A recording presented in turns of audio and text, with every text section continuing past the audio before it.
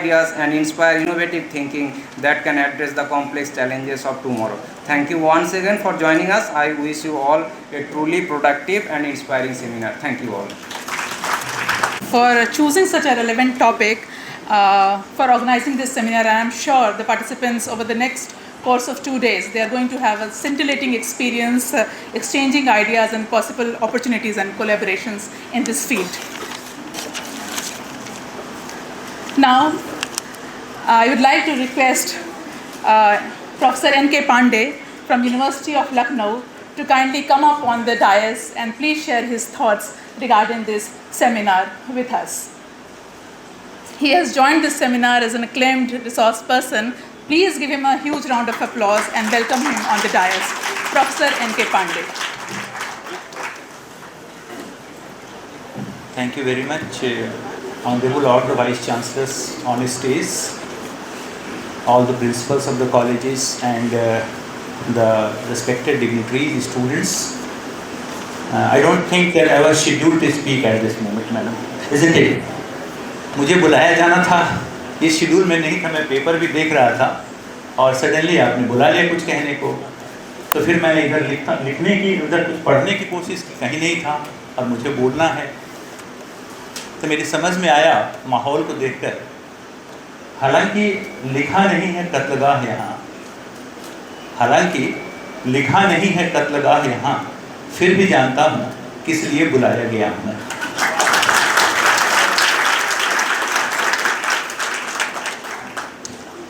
So that's my way of setting the tone कि कैसे मैं बातचीत की शुरुआत करूँ। I think दो चार लोग जो बच्चे पीछे की तरफ में थोड़ी सी सुसुप्तावस्था में थे वो भी जागृत हो गए हैं और अभी शुरुआत हुई है कार्यक्रम की, तो सभी लोग जाग ही रहे हैं। मैं बहुत ही ऑनर्ड महसूस कर रहा हूँ, बहुत ही प्रिविलेज महसूस कर रहा हूँ कि मुझे यहाँ पर कुछ बोलने के लिए शुरुआत में ही बोला गया है। जिस फील्ड की हम बात कर रहे हैं, वैसे मैं बता दूं कि मैं यूनिवर्सिटी ऑफ लखनऊ में पिछले 35 साल से हूँ वहाँ, और हूँ लेकिन मैं खाँटी बिहारी।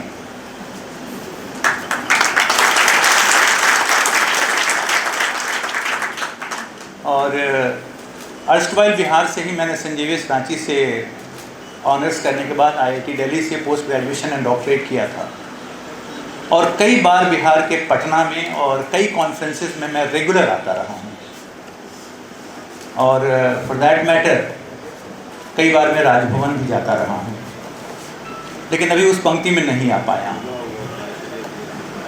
मटेरियल साइंस की जब हम बात करते हैं, basic science, applied science, applied material science या मटेरियल साइंस, जब हम इसकी बात करते हैं तो कोई भी काम अगर हम बेसिक साइंस से शुरू करके और उसको अगर इंडस्ट्री तक नहीं ले जा पाते हैं तो उसमें दो बातें होती हैं। एक क्रिटिसिज्म होता है कि किस बात के लिए रिसर्च पर सरकार खर्च कर रही है, अगर हम उसको वहाँ तक नहीं ले जा पाते हैं, इंडस्ट्री तक, एकेडमिया क्यों नहीं ले जा पा रही है। लेकिन वहाँ एक गैप को समझना बहुत ज़रूरी है, और कई वाइस चांसलर यहाँ बैठे हुए हैं, वो पॉलिसी मेकर्स में के साथ भी बैठते हैं। जब हम स्टूडेंट्स को पढ़ाते हैं बेसिक साइंस, जब हम रिसर्च करवाते हैं अपने पीएचडी स्कॉलर्स के साथ, तो हम एकेडमिक्स को लेकर के जब बढ़ रहे हैं तो हम एक पौध तैयार कर रहे हैं जो आगे चल कर के देश के बड़े बड़े साइंटिफिक इंस्टीट्यूशंस को, CSIR को, NPL को, DRDO को, यही बच्चे जो हम तैयार कर रहे हैं अपने विश्वविद्यालय में, यही वहाँ जाकर के ज्वाइन करते हैं और हम उन्हें ट्रेन करके भेज रहे हैं। तो हम एकेडमिक्स वालों से ये ना पूछिए कि आप डायरेक्टली इंडस्ट्री के लायक क्यों नहीं आप प्रोडक्ट दे रहे हैं, हम आपको ट्रेंड मैन पावर दे रहे हैं जो आपके इंडस्ट्री और आपके रिसर्च में काम कर रहे हैं, और ये कोई छोटी बात नहीं है। तो हम विश्वविद्यालय में, हम अपने कॉलेजेस से जो बच्चों को दे रहे हैं, उस क्रेडिट को आपको मानना पड़ेगा। दूसरी बात, एक साइंटिस्ट जब किसी इंस्टीट्यूशन को ज्वाइन करता है, उसका काम सिर्फ रिसर्च करना है वहाँ, लेकिन यहाँ सारे शिक्षक बैठे हुए हैं और जो प्रिंसिपल हैं वो कल शिक्षक ही थे। वो इस बात को शेयर करेंगे, जितने भी शिक्षक हैं वो इस बात को शेयर करेंगे कि आखिर में सारी ट्रेनिंग तो आप दे रहे हैं, और ट्रेनिंग के साथ में आप सिर्फ रिसर्च नहीं कर रहे हैं, आप बच्चों को पढ़ा रहे हैं, आप उनका करियर शेप कर रहे हैं, आप उनके प्रोजेक्ट्स को देख रहे हैं, आप उनके डे टू डे लाइफ के लिए इंस्पिरेशन बने हुए हैं। तो टीचर के ऊपर में इतनी सारी जिम्मेदारियों के बाद अंत में आप कहिए कि आप इंडस्ट्री के लिए, आप सोसाइटी के लिए प्रोडक्ट क्यों नहीं दे रहे हैं। टू मच जिम्मेदारी मत दीजिए, उन्हें करियर को शेप करने दीजिए, और जो ट्रेंड मैन पावर वो देते हैं उनको इस्तेमाल करके देश के साइंटिफिक इंस्टीट्यूशन को चलने दीजिए। ये बहुत महत्वपूर्ण है। आप शिक्षकों से टू मच डिमांड नहीं कर सकते। जहाँ तक मटेरियल साइंस की बात है, दरअसल अब हम फिजिक्स की बात नहीं करते, हम केमिस्ट्री की बात नहीं करते, मैथमेटिक्स की बात नहीं करते। जब हम नैनो टेक्नोलॉजी की बात करते हैं, जब हम मटेरियल साइंस की बात करते हैं, तो ये एक सभी सब्जेक्ट्स को साथ चलने वाली बात है। जब आप नैनो टेक्नोलॉजी की बात करते हैं, आपको ज़रूरत होती है एक फिजिसिस्ट की, आपको एक केमिकल साइंटिस्ट की ज़रूरत होती है जो सिंथेसिस बताता है कैसे करके आप नया मटेरियल बनाओ। आप सर बैठे हुए हैं, एक बार नया मटेरियल के बनने के बाद में उसके नॉलेज को क्रिएट करने के लिए आपको फिजिसिस्ट की भी जरूरत पड़ती है, एक मैथमेटिकल मॉडलिंग के लिए, मॉडल बनाने के लिए ताकि नॉलेज आगे बढ़े, एक मैथमेटिशियन की जरूरत पड़ती है, और लाइफ से रिलेटेड चीज़ें हों तो आपको बायोलॉजी की जरूरत पड़ती है। आज फिजिक्स, केमिस्ट्री, मैथमेटिक्स, बायोलॉजी अलग अलग सब्जेक्ट नहीं हुए हैं, रह गए हैं। सभी सब्जेक्ट्स मिल करके एक चीज बन गया है, और वो है साइंस और उसका application for the Mankind in the society. इस बात को हमको समझना है, और इसीलिए मेरा अनुरोध ये रहता है कि जब भी कोई फिजिक्स से कोई अगर कोई प्रोजेक्ट के लिए अप्लाई करे, केमिस्ट्री से अप्लाई करिए, प्लीज उसको इंस्टीट्यूशनल प्रोजेक्ट बनाइए। पूरे कॉलेज से, साइंस से एक प्रोजेक्ट जाए जिसमें सभी की सहभागिता हो, यूनिवर्सिटी से एक प्रोजेक्ट जाए उसकी सहभागिता, सबकी सहभागिता हो। और एक बात अंत में ये कहना चाहूँगा, आपके रिसर्च का कॉम्पिटिटर आपका नेक्स्ट डोर नेबर नहीं है जिससे आप कंपटीशन लगाए बैठे रहते हैं कि उसके लैब में क्या हो रहा है। वो आपका सहयोगी है, आपका कॉम्पिटिटर ग्लोबल लेवल पर है। अगर हम ये बात को समझ करके और साइंस एंड टेक्नोलॉजी के दिशा में काम करते हैं, कुछ करने की कोशिश करते हैं, तभी आप सफल हो पाएंगे। मेरा ऐसा विचार है।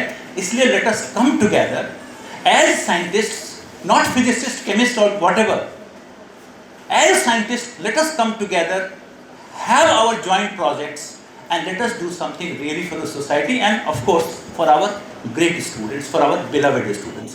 बहुत बहुत धन्यवाद मुझे बुलाने के। Thank you very much. इतनी जटिल बात इतने सहज शब्दों में कहने के लिए और आपके इस प्रेरणादायक उद्बोधन के लिए सर आपका बहुत बहुत आभार। अब मैं अपने विशिष्ट अतिथि माननीय कुलपति महोदय LNMU professor Sanjay Kumar Chaudhary sir से अनुरोध करना चाहती हूँ कि वे कृपया डायस पे आएँ और अपने आशीर्वचन से हम सबको कृतार्थ करें। सर।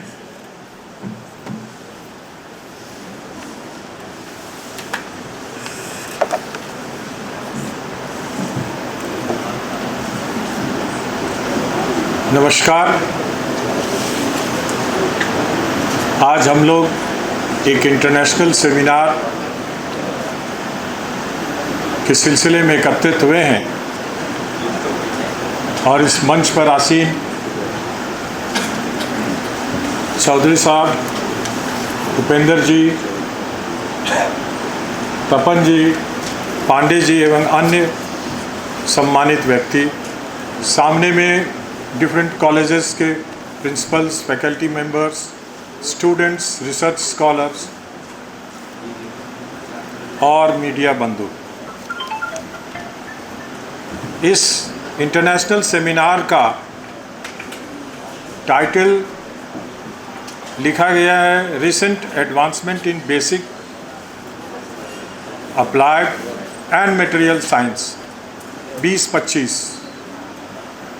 मेरे ख्याल से इसको सुधारा जा सकता था, बिकॉज इसमें बहुत ज़्यादा क्लियरिटी नहीं है। अगर साइंस एंड टेक्नोलॉजी के स्टूडेंट हैं तो वो इस चीज़ को मानेंगे। ये होना चाहिए था basic applied science and material science या होना चाहिए था basic and applied material science. खैर स्पिरिट यही है कि हम material science, physical material science, chemical material science and biological material science, इसी के कंपैरिजन्स के बारे में बात करेंगे और उसका कंपैरिजन हम बेसिक और अप्लाइड के बीच में करेंगे। कंसेप्चुअल ठीक है, बहुत अच्छा है। इसमें डिफरेंट प्रोजेक्ट्स, XRD एक्सपेरिमेंटल भी हो सकता है, थ्योरेटिकल भी इसमें हो सकता है। XRD, XRF इसका प्रयोग किया जा सकता है। अब इसमें आई डोंट नो कि TPS कॉलेज में इसके एक्सपर्ट हैं कि नहीं हैं, लेकिन टेक्निकल इंस्टीट्यूशंस में XRF, XRD के एक्सपेरिमेंट होते हैं। वहाँ पर आप रीडिंग क्रिस्टल का लेंगे, मटेरियल्स का ओरिएंटेशन पर उसका बहुत सारे रिजल्ट्स आपको मिलेंगे। You will get different type of information what you need for the coming world. So मेरी बहुत सारी शुभकामनाएं हैं TPS कॉलेज के इस प्रांगण में सभी रिसर्च स्कॉलर्स का, जिन्होंने पेपर्स प्रेजेंटेशन के लिए एब्स्ट्रैक्ट डाला होगा। आप फुल पेपर बनाएं, लेकिन ध्यान में रखें कि थ्योरेटिकल और एक्सपेरिमेंटल मिक्स पेपर आज डिमांड में आता है, उसका प्रोजेक्ट्स ज़्यादा डिमांड में आता है। सो विद दीज वर्ड्स मेरी बहुत सारी शुभकामनाएं आपको। Thank you very much.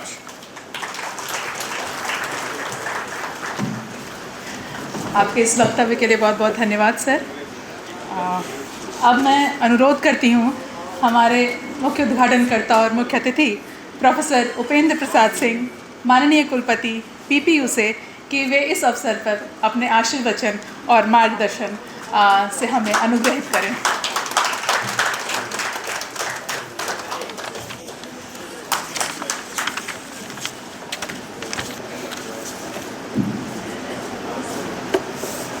In this seminar, the presence on the dais, Chairman, University Service Commission, Professor Girish Kumar Chaudhary ji, Vice Chancellor, Lalit Narayan Mishra University Darbhanga, Professor Sanjay Kumar ji, Dynamic Principal of this college, Professor Uttam Kumar Sandil ji, professor NK Pandey ji, professor Rupam ji, Sushma Paladhi ji, Darti Ghosh ji, Nupur ji, Shyamal Kishore ji, Dharmaraj Ram, Umesh Babu, Vipin ji, Manoj ji controller, वेटरा college, Hemlata ji, Kishnandan ji, Santosh ji, Vijay Lakshmi ji, Rimjhim Seal ji, my dear teachers, non-teachers, participants, research scholars,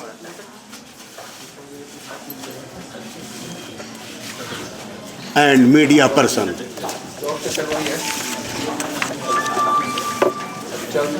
Today, I am so much happy to say that here I am standing as a Vice Chancellor as part of the university.